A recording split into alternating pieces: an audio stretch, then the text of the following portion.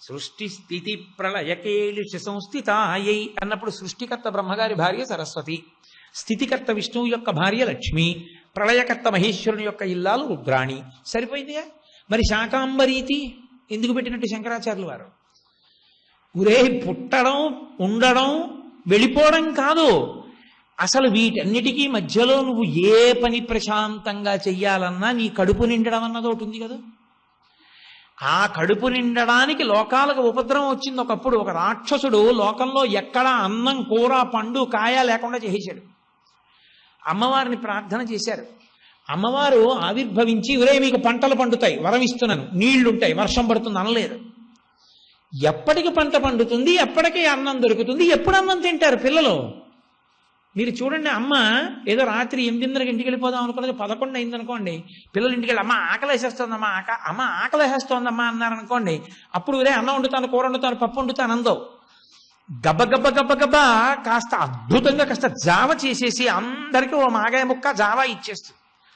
వాడు ఆ మాగాయ ముక్క నంచుకుని జావ తాగేసి అమ్మ వెంటనే పెట్టావమ్మా అంటాడు. అన్నం అన్నది వేళ పట్టున పెట్టాలి. అన్నం పెట్టడం ప్రధానం కాదు, ఎప్పుడు పెట్టాలో అప్పుడు పెట్టాలి. అందుకని ఆవిడ ఎప్పుడో వర్షం పడుతుంది, ఎప్పుడో పంటలు పండుతాయి అనలేదు. ఆవిడే కాయగూరలు, పళ్ళు, మొక్కలు అన్నిటినీ పట్టుకుని ప్రత్యక్షమైంది. అంతే, వచ్చిన వాళ్ళందరూ పట్టుకుపోయారంతే. ఆవిడ దగ్గర కాయలు, పళ్ళు పట్టుకుపోతూనే ఉన్నారు, ఆవిడ ఇస్తూనే ఉంది. అంటే అన్నం పెట్టడం విషయం దగ్గరికి వచ్చేటప్పటికి పిల్లలని నిజంగా కన్న తల్లి ఎలా వండి పెడుతుందో అలా కొన్ని కోట్ల మంది ఆకలిని శాకంబరిగా వచ్చి తీర్చినటువంటి అమ్మ, ఆమెని స్మరించకపోతే నేను ఈ 3 పేర్లు చెప్పి ప్రయోజనం ఏమిటి? అమ్మ కారుణ్యం అక్కడుంది. అందుకే శంకరులు స్తోత్రం చేస్తూ గీర్దేవతేతి గరుడధ్వజ సుందరీతి శాకాంబరీతి శిశిశేఖరవల్లభేతి సృష్టి స్థితి ప్రళయకేళుష సంస్థితాయై తస్మై నమస్త్రిభువనైక గురోస్తరుణ్యై అన్నారు. నమస్కారం అనేటటువంటిది భావనా పరిపుష్టితో కూడుకున్నదై ఉండాలి. భావన లేని శరీర ఆంగికము నమస్కారము కాదు. మీరు ఆ భావనతో చెయ్యవలసి ఉంటుంది. అందుకే ఎక్కడ పడితే అక్కడ, ఎప్పుడు పడితే అప్పుడు, ఎలా పడితే అలా నమస్కారం చేయడానికి వీల్లేదు. మీరు తల్లి దగ్గరికి వెళ్ళి నమస్కారం చేశారనుకోండి, అమ్మ దగ్గర ఇలా నమస్కారం చేయకూడదు. అమ్మ దగ్గర ఇంతే నమస్కారం కడుపు మీద పెట్టి చెయ్యాలి. నాన్నగారి దగ్గర చేస్తే నోటి మీద పెట్టి చెయ్యాలి. అమ్మా, అసలు ఈ శరీరం ఉందంటే నీ కడుపులో స్థానం ఇచ్చావమ్మా, నువ్వు తిన్న అన్నం నాభిగుట్టంలోంచి అందించావు, లేకపోతే నాకు బతుకెక్కడిది? నువ్వు మరణ సదృశమైన వేదన పొంది నన్ను ప్రసవించావు. అమ్మా, గర్భాలయంలో నాకు చోటిచ్చి ఉండకపోతే ఇవాళ నేను లేను. అటువంటి తల్లి నేను ఉండడానికి కారణమయ్యేటట్టుగా నన్ను కడుపులో 9 నెలలు మోసి ఎంత వికారం అనుభవించావో, ఆ పొట్ట పెద్దదైపోయి ఎంత పథ్యం చేశావో. నేను పుట్టాక నాకు పడిశం పడితే నీకు ఇష్టం ఉన్నా లేకపోయినా పడిశం తగ్గడానికి వీలైన పదార్థాలు నువ్వు తిన్నావు. ఆ పాలు నేను తాగితే పడిశం తగ్గుతుందని. అమ్మా, కడుపుకి నే బతికుండడానికి ఒక సంబంధం ఉంది. నేను ఎలా రుణం తీర్చుకోగలను? నీ రుణం తీరేది కాదు. అందుకే అమ్మా, నీకు నేను చెయ్యగలిగినది నమస్కారం. నేను నువ్వు లేని నాడు నేను లేనే లేను, నీ అనుగ్రహం లేని నాడు నేను నా బతుకే లేదు. ఇది చెప్పడానికి కడుపు మీద పెట్టి చెయ్యాలి అమ్మకి చేస్తే. నాన్నగారికి అయితే నోటి మీద. నోరు సంస్కారాన్ని చెప్తుంది. చాలామంది ఆదరించడానికి కారణం మంచి మాటే. ఆయన మంచి మాట మాట్లాడాడు అనుకోండి, 10 మంది ఆదరిస్తారు. మాటల చేత దేవతలు మన్నన చేసి వరంబులిత్తురున్, మాటల చేత బంధుజనులు ఏర్పడతారు. కాబట్టి నువ్వే ఉపకారం చేయక్కర్లేదు, మంచి మాట మాట్లాడగలిగితే చాలు. నాన్నగారండి నాకు సంస్కార బలాన్ని చదువు రూపంలో ఇప్పించారు. ఈ నోట్లోకి అన్నం మీరే పెట్టారు, కష్టపడి సంపాదించి మీరు పాతిన విత్తనం నాన్నగారండి ఇవాళ శాఖోపశాఖలై మహావృక్షమై నాకు, నా బిడ్డలకి, మీ మనవలకి, ఎంతో మందికి అన్నం ఎక్కడదో తెలుసా? మీరు పెట్టిన విత్తనం నాన్నగారండి. మీరు ఆనాడు విత్తు పెట్టి ఉండకపోతే ఇవాళ నాకు ఈ కీర్తి లేదు, నేను అన్నం తినలేను. అన్నం తిన్నాను, సంస్కారం సంపాదించాను, మీ అనుగ్రహం నాన్నగారు. అందుకే నోటి మీద పెట్టి తండ్రికి చేయమంది శాస్త్రం. గురువుకైతే ఒక్క భ్రూమధ్యమునందు తగలాలి ఇలా. ఎందుకని? గురువుగారు మీరు నాకు ఉపకారం కాదు, మీరు నాకు మాట చెప్పడం కాదు, మీరు చెప్పినది శాసనం అంతే. గురువు చెప్పినది శాసనం, అది గురి. అందుకే భ్రూమధ్యమనందు ఆజ్ఞాచక్రం ఉంటుంది. గురువు మాట్లాడాడంటే ఆజ్ఞ అంతే. ఇక మళ్ళీ దాన్ని మార్పు చెయ్యకూడదు శిష్యుడు. శిష్యుడంటే అంతే. కాబట్టి ఆజ్ఞాచక్రమునకు తగిలించి నమస్కారం చేస్తే గురువు. తల్లి తండ్రి ఇద్దరూ నిలబడితే నమస్కారం చేసి కోరిక కోరకూడదు. పరమేశ్వరుడి దగ్గర అయితే 3, పరివ్రాజకుడు పీఠాధిపతి మొదలైనటువంటి వారి దగ్గర అయితే 4 నమస్కారాలు చెయ్యాలి. అందుకే పరమాచార్య స్వామి వారు ఎక్కడన్నా కూర్చుని ఉండగా ఎవరైనా వస్తే ఆ అనేవారు. ఆ నమస్కారం ఎప్పుడూ తూర్పు దిక్కు కన్నా ఉండాలి, ఉత్తర దిక్కు కన్నా ఉండాలి తప్ప దక్షిణ పశ్చిమాలకు చేయకూడదు. చేయకుండా నేల మీద పడి ఆ చేసేటప్పుడు కూడా సాష్టాంగ నమస్కారం అంటారు. 8 అంగములు తగిలేటట్టుగా చెయ్యాలి. ఉరసా శిరసా దృష్ట్యా మనసా వచసా తథా పద్భ్యాం కరాభ్యాం కర్ణాభ్యాం ప్రణామోష్టాంగముచ్యతే. గురువు దగ్గర నమస్కారం చేసేటప్పుడు పైన బట్ట ఉండకూడదు. పైన బట్ట లేకుండా ఉత్తరీయాన్ని నడువు కట్టుకుంటేనే సాష్టాంగం చెయ్యాలి. అందుకే నేను శంకరుల గుడిలోకి వెళ్ళను. ఎప్పుడైనా ఉదయం వేళ చొక్కా బనీను లేకుండా వస్తేనే ఉత్తరీయం నడువు కట్టుకుని లోపలికి వెడతాను. జగద్గురువులంటే జగద్గురువులే మన్నన. కాబట్టి అలా నమస్కరించాలి. శ్రీశైలం కామకోటి మఠానికి వెళ్ళినా తెల్లవారకట్ట ఉత్తరీయం కట్టుకుంటేనే వెళ్ళి ప్రణిపాతం చేసేవాడిని. సాష్టాంగం చెయ్యాలి. ఆడవారైతే పంచాంగమే చెయ్యాలి నమస్కారం. నీకు కుదరనప్పుడు తల ఉంచి నమస్కారం చెయ్యాలి. ఇన్ని నియమాలు నువ్వు భావనయందు పవిత్రతని పాటిస్తే నువ్వు నమస్కరించావని గుర్తు. ఆ భావన పరిపుష్టి ఉండాలి. అవతల వారి యందు ఆ గౌరవ ప్రకటనను నువ్వు చేస్తే ఆ గౌరవ ప్రకటనము లోపల ఉన్నది కనుక ఆంగికము భంగిమ దాన్ని ప్రకటనం చేస్తుంది. అది నమస్కారం. అమ్మవారి దగ్గర అయితే ఇవేమీ పాటించక్కర్లేదు. ఒక్కొక్కసారి స్వర్ణదండం పడిపోయినట్టు నేల మీద పడిపోవడం, దాన్ని ప్రణిపాతం అంటారు. ప్రణిపాత ప్రసన్నా హి మైథిలీ జనకాత్మజ అలమేషా పరిత్రాతుం రక్షస్వో మహతో భయాత్ అంటారు వాల్మీకి మహర్షి. స్వర్ణదండం పడిపోయినట్టు అమ్మవారి దగ్గర పడిపోతే చాలు, దానికి ఏ భంగిమ అక్కర్ల. ఆడవాళ్ళు పడకూడదు, పంచాంగ నమస్కారమే. ఆడవాళ్ళు వంగి మాత్రమే నమస్కారం. అలా నమస్కారం చేస్తే ఎవరు కింద పడిపోయాడో వాణ్ణి పైకెత్తడానికి నించున్నవాడు వంగి పైకి తీస్తాడు. అయ్యా ఎంత కింద పడిపోవచ్చో అంత నేను పడిపోయాను, ఇక పడ్డానికేం లేదు, అంత పడిపోయాను, మీరు నిలబడ్డవారు నన్ను పైకెత్తండి అని అడిగినట్టు. కాబట్టి ఇప్పుడు నించున్నవాడు అలాగే నించుని ఉండకూడదు, మనస్సు చేత సంకల్పం చేయాలి, ఈశ్వర కృప చేత ఈయన వర్ధిల్లుగాక అని. అందుకే నమస్కారం చేశాడు అంటే పుచ్చుకున్నవాడికి కొంత కర్తవ్యం ఉంటుంది, ఆయనని అనుగ్రహించాలి తప్పకుండా. ఒక్క పరివ్రాజకుడు పీఠాధిపతి అయితేనే కోరిక అడగకూడదు.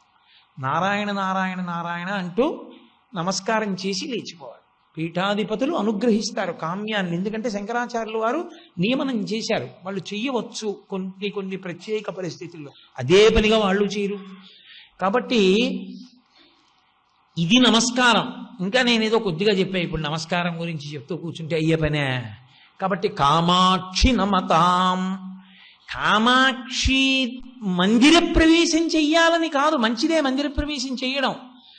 నీకు ఆర్తి కలిగినప్పుడు, భక్తి కలిగినప్పుడు, ధ్యానమునందు ఆనందము కలిగినప్పుడు నువ్వు ఎప్పుడు ఎక్కడ ఉన్నావన్న దాంతో సంబంధం లేదు. దేశకాలములతో నిమిత్తం లేకుండా నువ్వు ఎక్కడ ఉన్నప్పటికీ నువ్వు అమ్మవారిని తలుచుకుని నమస్కరించినంత మాత్రం చేత ఆమె అభీష్టానాం దానాదనిశమపి కామాక్షి నమతాం, ఆమె వెంటనే నీ కోరిక తీరేటట్టుగా నిన్ను అనుగ్రహించగలదు.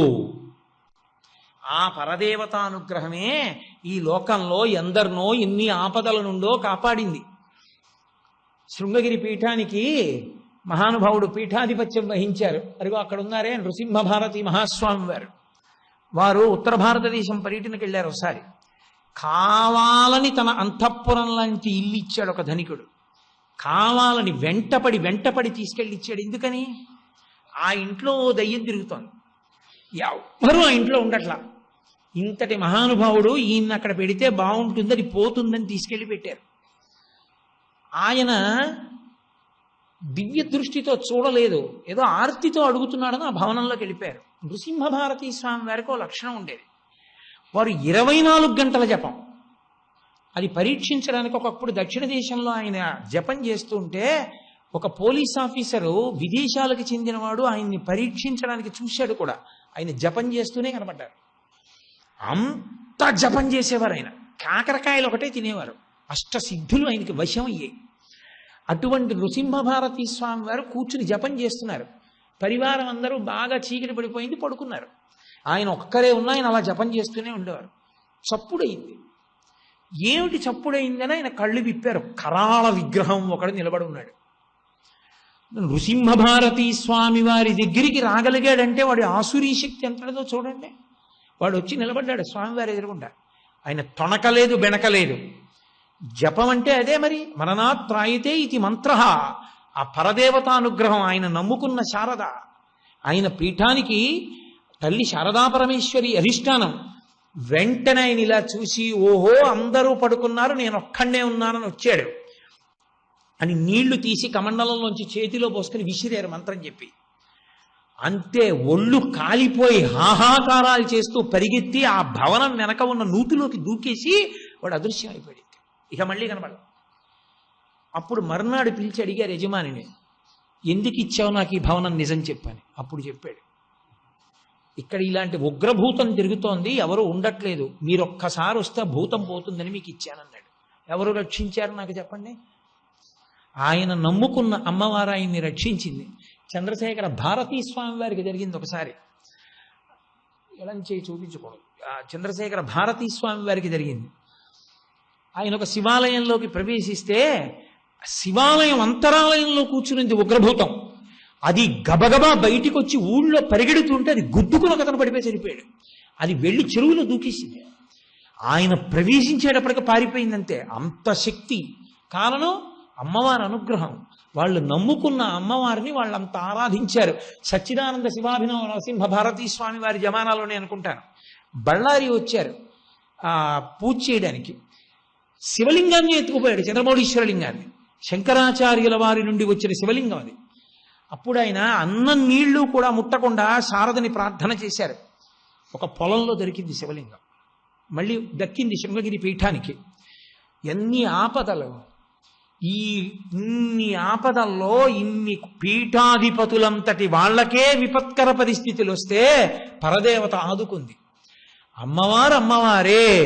అభీష్టానాం దానా నిరతిమ అనిశమపి కామాక్షి నమతాం. అనిశం ఎల్లప్పుడూ, ఒకసారి 2 సార్లు కాదు, ఎప్పుడెప్పుడు అమ్మవారిని స్మరించి నమస్కరించినంత మాత్రం చేత అలా అనుగ్రహించే అంతే.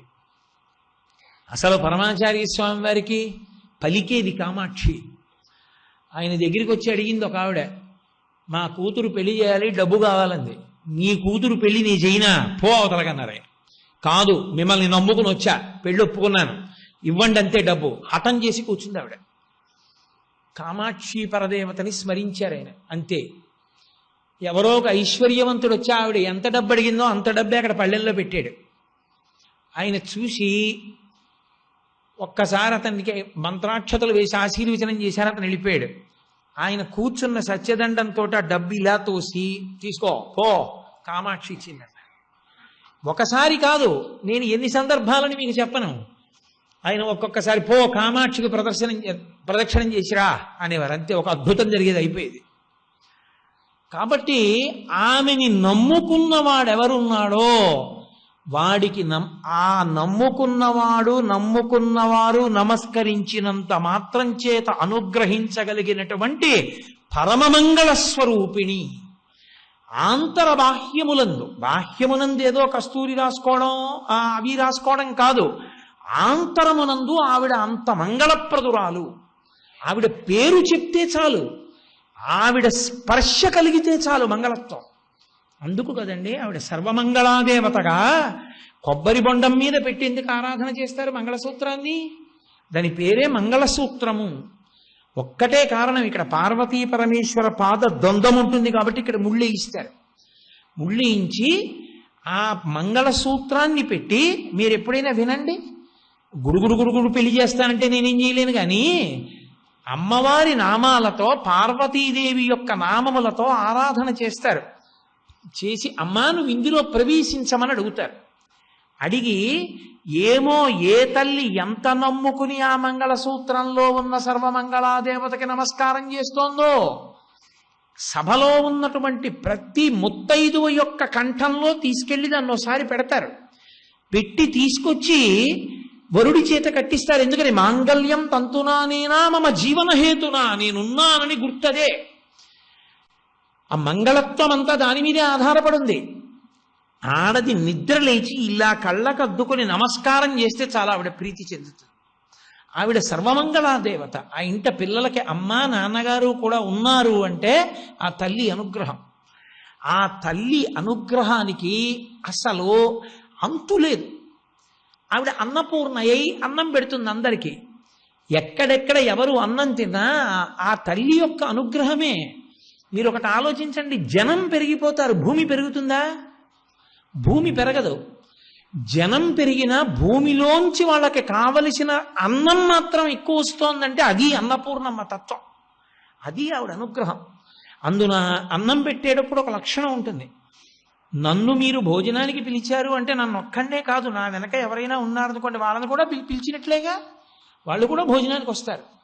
అందుకే శంకర భగవత్పాదులు అన్నపూర్ణాష్టకం చేస్తే అబ్బో అందులో అమ్మవారిని అడిగారమ్మా, మాతాచ పార్వతీదేవి పితాదేవో మహేశ్వర బాంధవా శివభక్తాశ్చ స్వదేశో భువనత్రయం.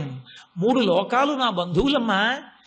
నా అమ్మ పార్వతి, మా నాన్నగారు పరమశివుడు. అమ్మ భోజనానికి వచ్చానన్నారంటే నాకు ఒక్కడికి పెట్టమనా అందరికీ పెట్టమనా? 3 లోకాల వాళ్ళకి.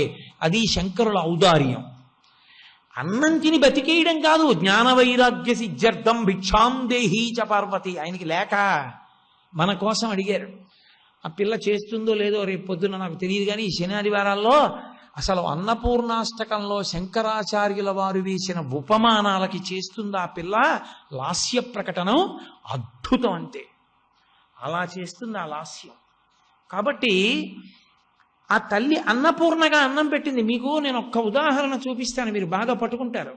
కనకధార స్తోత్రం చేస్తూ శంకరులు ఒక అపూర్వ ప్రయోగం చేశారు కనకధారలో. శాకాంబరీతి శిశిశేఖర వల్లభేతి అన్న శ్లోకం దగ్గరికి వచ్చేటప్పటికీ శంకరాచార్యుల వారు గీర్దేవతేతి గరుఢధ్వజ సుందరీతి శాకాంబరీతి శిశిశేఖర వల్లభేతి సృష్టి స్థితి ప్రళయకేళుష సంస్థితాయై తస్మై నమస్త్రిభువనైక గురోస్తరుణ్యై అన్నారు. ఆయన చెప్పాలనుకున్నది 3 అమ్మల గురించి చెప్పాలంటే గీర్దేవతేతి బ్రహ్మగారి భార్య, గరుడధ్వజ సుందరేతి గరుడధ్వజం ఉన్నవాడు విష్ణువు, విష్ణువు యొక్క భార్య లక్ష్మీదేవి. శాకాంబరీతి పక్కన పెట్టండి. శశిశేఖర వల్లభేతి చంద్రబింబాన్ని చంద్రరేఖని ధరించినటువంటి పరమశివుని యొక్క భార్య పార్వతీదేవి. అయిపోయారుగా 3. సరస్వతిని చెప్పారు, లక్ష్మిని చెప్పారు, పార్వతిని చెప్పారు. ఇంకెవరి పేరు చెప్పాలి? శంకరాచార్యులు వారు మళ్ళీ 4వ పేరు అట్టుకొచ్చారు, శాకాంబరీతి అని. ఎందుకు ఆ పేరు?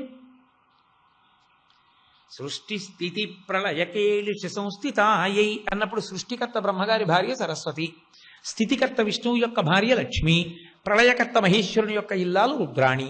సరిపోయిందిగా. మరి శాకాంబరీతి ఎందుకు పెట్టినట్టు శంకరాచార్యులు వారు? ఉరే పుట్టడం, ఉండడం, వెళ్ళిపోవడం కాదు, అసలు వీటన్నిటికీ మధ్యలో నువ్వు ఏ పని ప్రశాంతంగా చెయ్యాలన్నా నీ కడుపు నిండడం అన్నది ఒకటి ఉంది కదా. ఆ కడుపు నిండడానికి లోకాలకు ఉపద్రవం వచ్చింది ఒకప్పుడు. ఒక రాక్షసుడు లోకంలో ఎక్కడా అన్నం కూర పండు కాయ లేకుండా చేసేశాడు. అమ్మవారిని ప్రార్థన చేశారు. అమ్మవారు ఆవిర్భవించి ఒరే మీకు పంటలు పండుతాయి, వరం ఇస్తున్నాను, నీళ్లుంటాయి, వర్షం పడుతుంది అనలేదు. ఎప్పటికి పంట పండుతుంది, ఎప్పటికీ అన్నం దొరుకుతుంది, ఎప్పుడు అన్నం తింటారు పిల్లలు? మీరు చూడండి, అమ్మ ఏదో రాత్రి 8:30కి ఇంటికి వెళ్ళిపోదాం అనుకున్నది 11 అయింది అనుకోండి, పిల్లలు ఇంటికి వెళ్ళి అమ్మ ఆకలి వేసేస్తోందమ్మా, అమ్మ ఆకలి వేసేస్తోందమ్మా అన్నారనుకోండి, అప్పుడు ఒరే అన్నం వండుతాను, కూర వండుతాను, పప్పు వండుతాను అందవు. గబ్బ కాస్త అద్భుతంగా కాస్త జావ చేసేసి అందరికీ ఓ మాగాయ ముక్క జావ ఇచ్చేస్తుంది. వాడు ఆ మాగాయ ముక్క నంచుకుని జావ తాగేసి అమ్మ వెంటనే పెట్టావమ్మా అంటాడు. అన్నం అన్నది వేళ పట్టున పెట్టాలి. అన్నం పెట్టడం ప్రధానం కాదు, ఎప్పుడు పెట్టాలో అప్పుడు పెట్టాలి. అందుకని ఆవిడ ఎప్పుడో వర్షం పడుతుంది, ఎప్పుడో పంటలు పండుతాయి అనలేదు. ఆవిడే కాయగూరలు, పళ్ళు, మొక్కలు అన్నిటినీ పట్టుకుని ప్రత్యక్షమైంది.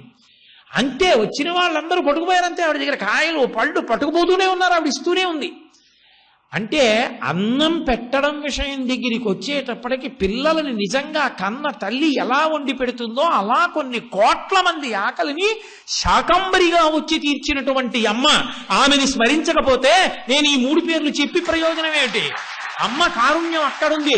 అందుకే శంకరులు స్తోత్రం చేస్తూ దీర్దేవతేతి గరుడధ్వజ సుందరీతి శాకాంబరీతి శిశేఖరవల్లభేతి సృష్టి స్థితి ప్రళయకేలుష సంస్థితాయై తస్మై నమస్త్రిభువనైక గురోస్తరుణ్యై అన్నారు. అటువంటి స్వరూపం ఆ తల్లిది. ఆమెకి నమస్కరించకుండా ఉండడం ఎవరికి సాధ్యం? అసలు వాడు ఏ సంప్రదాయంలో ఉండనివ్వండి, తెల్లవారి లేచి వాడికి బుద్ధి ప్రచోదనం కావాలి అంటే గాయత్రి మహామంత్రం చేయవలసిందే. ఏ సంప్రదాయంలో ఉన్నా ఓ కొత్తగా మొట్టమొదట ఒక భూస్వామి ఓ 200 ఎకరాల భూమి కొంటాడు ఎక్కడో చోట. దానికి ఏదో నీటి మడుగోటి చూస్తాడు, వ్యవసాయం మొదలెడతాడు. అక్కడ ముందు అస్తమానం రోజు వెళ్ళి రాలేడు కాబట్టి ఓ పాకేసుకుంటాడు. ఓ 4 పాలేర్లని ఒరే మీరు కూడా 4 పాకలు వేసుకోండిరా అంటాడు. అతను పాకేసుకుని 4 పాకలు వేయించే ముందు ఏం చేస్తాడంటే ఓ పెద్ద రాయి ఒకటి చూసి దానికి 3 కుంకన్ రేఖలు పెట్టి ఓ బొట్టెట్టి ఓ పాకేస్తాడు. ఆవిడ ముందొచ్చింది, మేము ఆవిడ బిడ్డలం, మేము వచ్చామంటాడు. ఇప్పుడు ఆ తర్వాత 100, 200, 300, 1000 గడపలు అయ్యాయి. ఆ రాయి అలాగే ఉంది. వాళ్ళు ఏమంటారో తెలుసా? రాయిని పెద్దింటమ్మ అంటారు. ఆవిడే ముందొచ్చిన అమ్మ, ఆవిడ బిడ్డలం మేమందరం. ఈ గడపలన్నీ ఆవిడ గడపలే, ఆవిడ బిడ్డలమే. అది రాయి అనరు వాళ్ళు. వాళ్ళు ప్రతి సంవత్సరం నైవేద్యం పెడతారు. ఏ ఇంట్లో ఏ శుభకార్యం ఉన్నా మొట్టమొదట పసుపు కుంకం పట్టుకెళ్ళి ఆ అమ్మ దగ్గర పెట్టి వస్తారు. పెద్దింటమ్మ మేమందరం ఆవిడ బిడ్డలం. కొత్తగా ఇంకో పిల్లాడు వచ్చాడు ఆ ఇంట్లోకి, పెద్దింటమ్మ సంతానంలో ఇంకో బిడ్డ వచ్చాడు. అమ్మ తీసుకెళ్ళి ఆ పిల్లాడిని చూపించి మొట్టమొదట ఊరి పొలిమేర దాటించేటప్పుడు నమస్కారం పెట్టి వస్తారు. అమ్మ నేను వచ్చి అస్తమానం అడగలేను, నువ్వు నన్ను రక్షించు సుమా అని చెప్పడానికి మరిడమ్మ దర్శనం చేస్తారు. మరిడమ్మ దర్శనం చేస్తే ఒకసారి దర్శనం చేస్తే ఆవిడ గుర్తిట్టుకుంటుంది, వీడి ఆరోగ్యం నేను చూడాలని. మళ్ళీ మళ్ళీ ఇచ్చే అమ్మ కాబట్టి మరిడమ్మ. ఇంటి తలుపులు వేసి ఉన్నాయనుకోండి, లోపలిది బయటికి వెళ్ళదు, బయటిది లోపలికి రాదు. నీకు కొత్తగా యోగం, కొత్తగా ఏమైనా కావాలి అంటే అమ్మవారి అనుగ్రహం ఉండాలి. తలుపులమ్మ తల్లి, ఆవిడ అనుగ్రహంతో ఓ కారు లోపలికి వచ్చిందో, పొలం వచ్చిందో, ఇల్లు వచ్చింది, దాని దస్తావేజులు వచ్చాయి కాబట్టి తలుపులమ్మ. ఆవిడ దగ్గరికి వెళ్ళి నమస్కారం పెడతారు. నేను ఎప్పుడు కాకినాడ పట్టణం విడిచిపెట్టి ఇతర ఊళ్ళకి బయలుదేరినా ఓసారి మా అమ్మవారు నూకాలమ్మకి నమస్కారం చేస్తా. నూకాలమ్మ, ఈ భూమి మీద నూకలు ఉండాలంటే ఆవిడ అనుగ్రహమే. అమ్మా మళ్ళీ కాకినాడ పట్టణం వచ్చి నూకలు తిని నేను ఇక్కడ సంతోషంగా ఉండి మళ్ళీ వెళుతూ ఉండాలి కదమ్మా. అమ్మా నేను మళ్ళీ క్షేమంగా తిరిగి వచ్చేటట్టుగా నన్ను అనుగ్రహించు. రామాయణంలో విశ్వామిత్రుడు చెప్తాడు, ఊరి యొక్క అధిష్టాన దైవం ఇప్పుడు అమ్మవారు ఉంటుంది. అమ్మవారికి నమస్కారం పెట్టకుండా ఊరు దాటి వెళ్ళకూడదు, ప్రమాదం రాకుండా చూస్తున్నారు. మళ్ళీ భూమి మీద నూకలు ఉంచుతుంది, వెనక్కి తీసుకొస్తుంది. పురప్రవేశం చేస్తూ మళ్ళీ సరిహద్దు దగ్గర ఆగి ఒక్కసారి ఆ అమ్మకి నమస్కారం చేసుకుని వెళ్ళాలి. నువ్వు ఏ రైల్లోనో వెళ్ళిపోతున్నావు, కాకినాడ దగ్గరికి వస్తోందనగా చెప్పులు ఇప్పోసారి నమస్కారం చేయాలి. తల్లి నూకాలమ్మా, అక్కడికి వెళ్ళారా నూకలు పెట్టావు, ఏమీ ఇబ్బంది లేకుండా వేళపట్టున అన్నం దొరికింది, అన్నం తినగలిగాను. అన్నం తినకపోకుండా ఏ జ్వరం వస్తే ఏం చేస్తావు కార్యం? కాబట్టి అన్నం తిన్నాను అమ్మ, మళ్ళీ ఇక్కడికి క్షేమంగా వస్తున్నాను, నీ అనుగ్రహమేనమ్మా. ఎక్కడున్నా నూకలు పెట్టావమ్మా. అమ్మకి నమస్కారం చేస్తాడు. కాబట్టి ఆవిడ నూకాలమ్మ. ఆవిడ ఊరి బయట ఏ విధమైనటువంటి ఉగ్రభూతాలు రాకుండా కాపలా కాసింది. పోలేరమ్మ. ఇన్ని పేర్లు ఆవిడికి. మీరు ఏమీ తెలియని వాడు, మంత్రం కాని తంత్రం కాని ఏమీ చేత కాని వాడి దగ్గర నుండి అపారంగా వేదం చదువుకుని మంత్రభాగం తెలుసున్నవాడు వరకు ఆరాధన చేసేటటువంటి స్వరూపము అమ్మవారే. ఎవరికి ఏ కష్టం రానివ్వండి ఆవిడ దగ్గరికే పెడతారు. కారు కొనుక్కున్నాడు, ట్రాక్టర్ కొనుక్కున్నాడు, నాగలు కొనుక్కున్నాడు, ఏది కొనివ్వండి అమ్మవారి పేరు చెప్పి కొబ్బరికాయ కొట్టి కాస్త పసుపు బొట్టు పెట్టి బయలుదేరతాడు. ఆ తల్లి అనుగ్రహం ఉండాలంటే ఆవిడ సర్వమంగళా స్వరూపం ఆ తల్లి. అమ్మా నీకు నమస్కారం చేయనివాడు ఎవరున్నాడమ్మా ఈ లోకంలో? ఎక్కడెక్కడ ఎప్పుడెప్పుడు ఎంతెంత మంది ఎన్నిసార్లు ఏ ఏ నమస్కారాలు చేస్తున్నారో ఆవిడ అలా వింటూనే ఉంటుంది. ఓ నన్ను నమ్ముకుని ఎక్కడో ఎవరి భర్తకో ఆపదొచ్చింది, ఆవిడ నమస్కారం పెట్టింది, అమ్మా నా మంగళసూత్రం కాపాడంటుంది అంతే. వెంటనే ఆవిడ వింటుంది. ఓ ఏడుస్తోంది.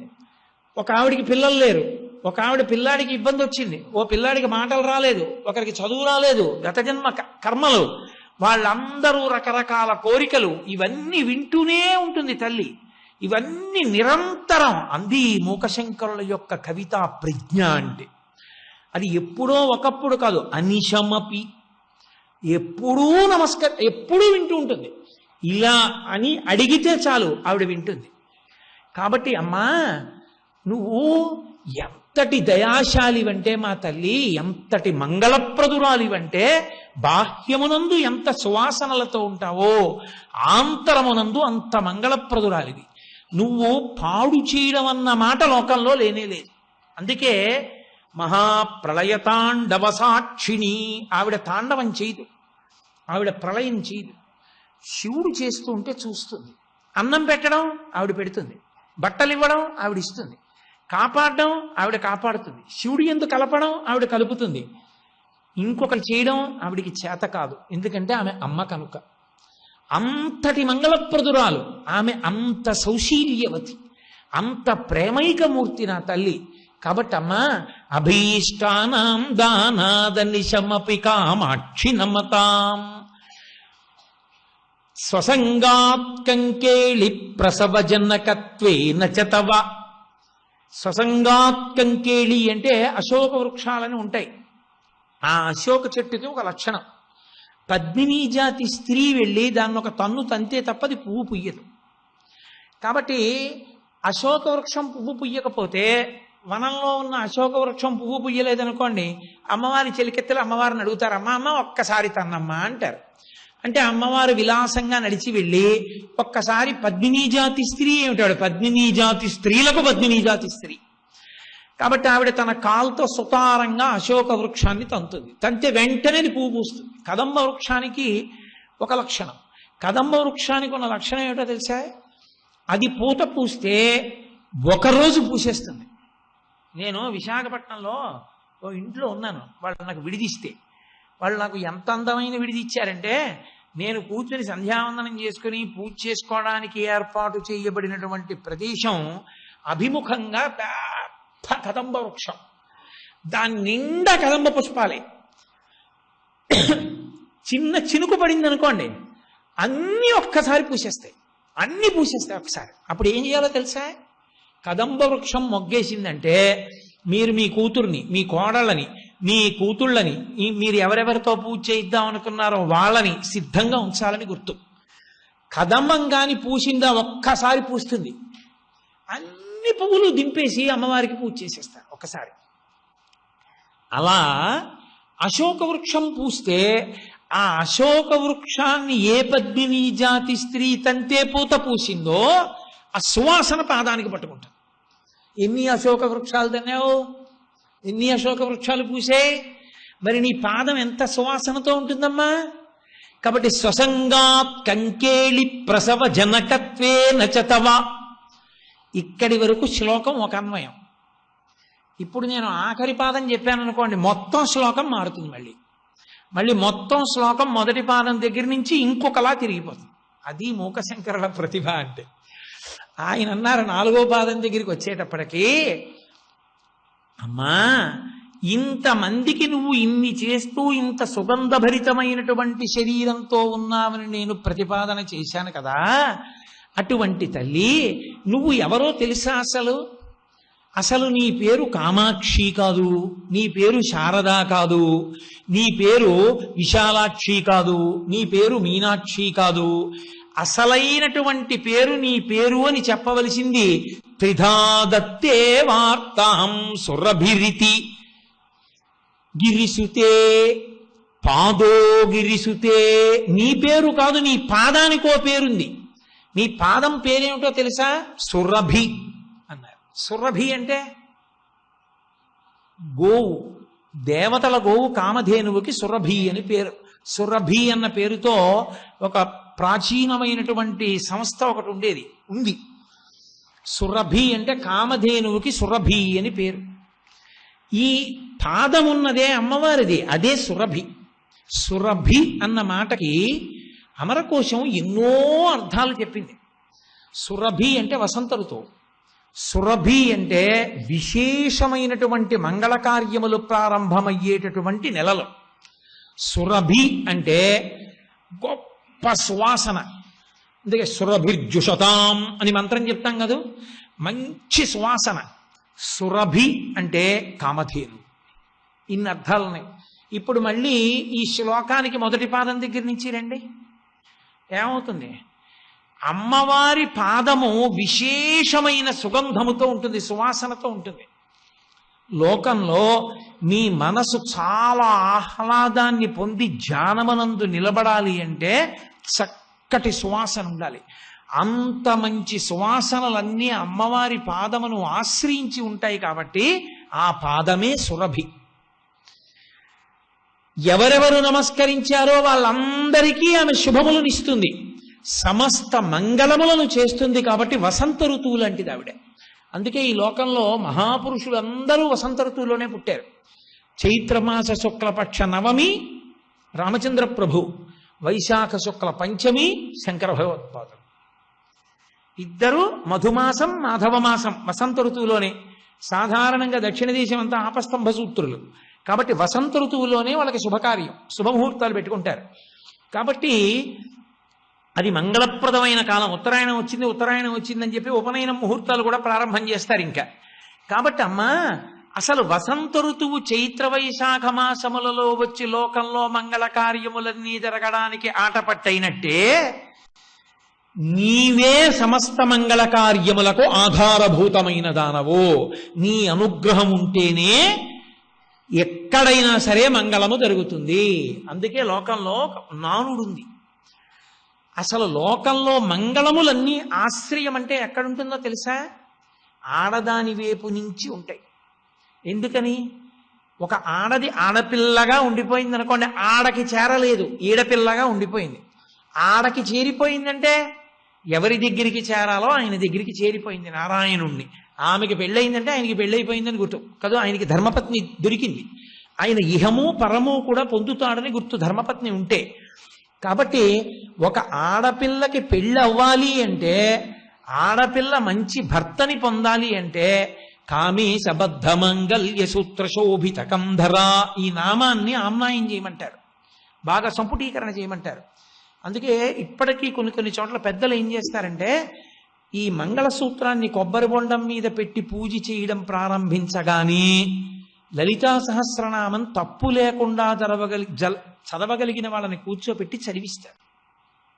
చదివించి ఆ నామం కామే సబద్ధ మంగళ్య సూత్ర శోభిత కంధరా వరకు చదివిస్తారు. చదివించి తాళి కట్టిస్తారు. ఆడపిల్ల భార్య అయితే సరిపోతుందా? కొన్నాళ్ళు బాగుంటుంది, తర్వాత పిల్లలు తొక్కని పక్క బరువు అయిపోతుంది. ఆ పక్క వేసినట్టే ఉందనుకోండి, కొన్నాళ్ళు బాగుంటుంది. పక్కింట్లో పిల్లలు తెల్ల దుప్పటి వేసి పరిపేయగానే వాడు స్కూల్ నుంచి వచ్చి బురతకాలతో దాని మీద ఎక్కి తొక్కేశాడు అనుకోండి, చీ చీ చీ చీ చీ చీ చీ. మీ నాన్నకేమో పక్కని శుభ్రంగా ఉండాలంటారు, మీరేమో బురతకాలతో తొక్కేస్తారని ఆ పిల్లల్ని వెనకాల 4 దెబ్బలు కొట్టి మళ్ళీ దుప్పటి మార్చుకుని అమ్మ చెమట తుడుచుకుంటే ఆమె మహదైశ్వర్యవంతురాలు తల్లయింది.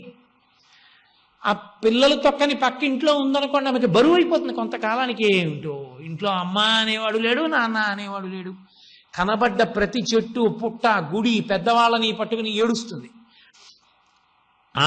ఒక స్త్రీ భార్య అయితే చాలదు, తల్లి కావాలి. శ్రీమాత, శ్రీమాత్రే నమః నామం సంపుటీకరణం చేయమంటారు. లలితా సహస్రమే సర్వమంగళములకు కారణమైంది. అందుకే శంకరాచార్యులు వారు ఆ సౌందర్యలహరి చేస్తూ అవిద్యానామంతస్తిమిరమిహిరోద్దీపనగరీ జడానాం చైతన్య స్తబక మకరంద శృతిజరీ దరిద్రాణం చింతామణి గుణనిక జన్మజలధౌ నిమగ్నానాం దంష్ట్రామురరిపవరాహస్య భవతి అన్నారు. దరిద్రాణం చింతామణి గుణనిక, చింతామణులతో చేయబడిన మాల ఆవిడ దరిద్రులకు. ఏ కోరిక తీరక దరిద్రుడుగా ఉన్నా ఆ కోరిక తీరడానికి చింతామణులతో కూడిన మాల ఏది అంటే లలితా సహస్రనామమే. అదే 1000 పూసల మాల.